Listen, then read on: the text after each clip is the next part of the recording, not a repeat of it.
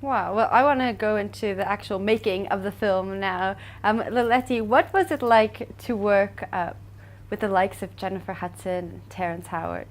It was brilliantly wonderful. It's always beautiful to work with American or international stars because they bring their own knowledge of acting. You learn something from them, and I think they take something from us as well. And I remember on set there were rumors that just to go back a little bit, there were rumors that Mama Tigizela wasn't happy about this movie being made, and it was a bit problematic for us as South Africans because you wouldn't want to associate yourself with a movie like that.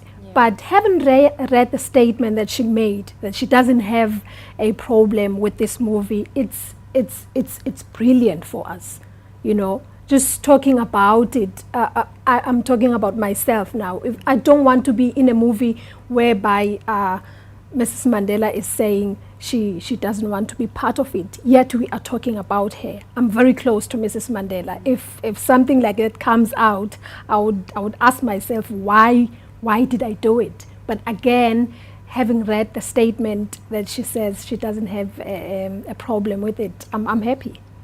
Well, as South Africans, we know what a great story Winnie Mandela's is. Did you find that because there was an international staff on this movie, did they understand the greatness of the story that they were telling?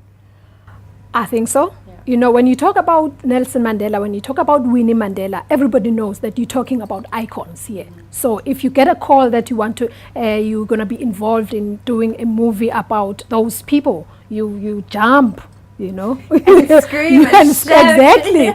So I hope they knew exactly what they were doing. Both of you can answer this. Maybe we'll start with you, Andre. What was your most memorable moment while filming this? When they said rap. The film cost 118 million rand. Wow. Second most expensive South African film ever made, second only to Long Walk to Freedom. And the value is on the screen. It's an internationally made film insofar as we had great support from South Africans wherever we could. But the film stands side by side with the Hollywood films. It's just unfortunate, and I need to talk about it, that the film was prematurely shown at the Toronto Film Festival when it was incomplete. There was no soundtrack, final soundtrack. There was no music. There was 28 minutes of editing still to be complete. And the critics of the Variety and Hollywood Reporter that saw the film expected a film that would be in the tradition of Winnie bashing. They wanted to see a film that would support all the international critical or bad mouthing that Mrs. Mandela had been subjected to around the world.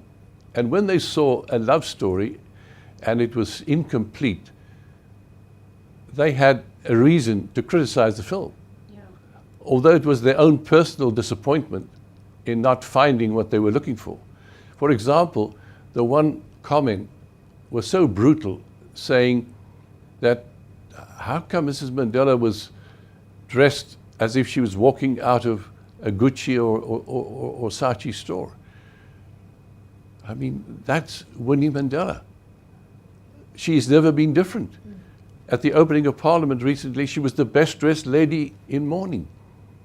I mean, that's her. From the time she came out of 100, more than a year in solitary confinement, 500 odd days in solitary confinement. And when you see the film and you see the scenes that she lived through, within weeks, she was beautifully dressed on street because that's the way she dealt with it.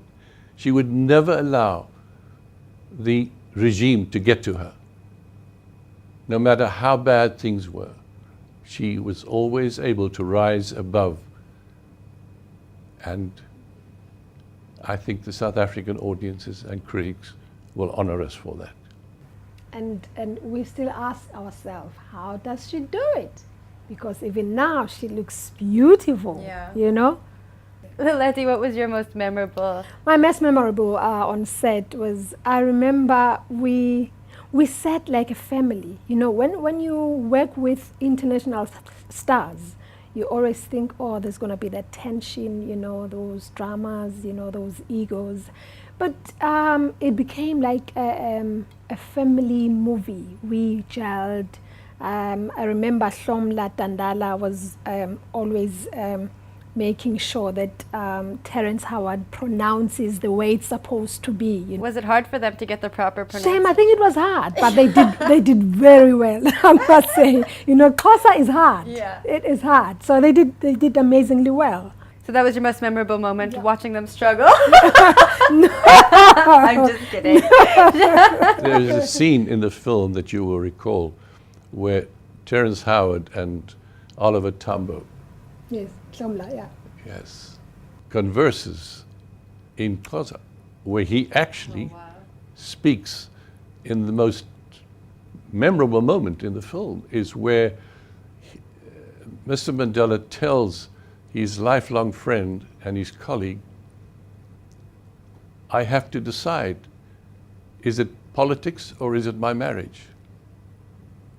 It's a moment that people say qualifies Terence Howard for the Oscar nomination, which unfortunately he didn't get, but he deserved it.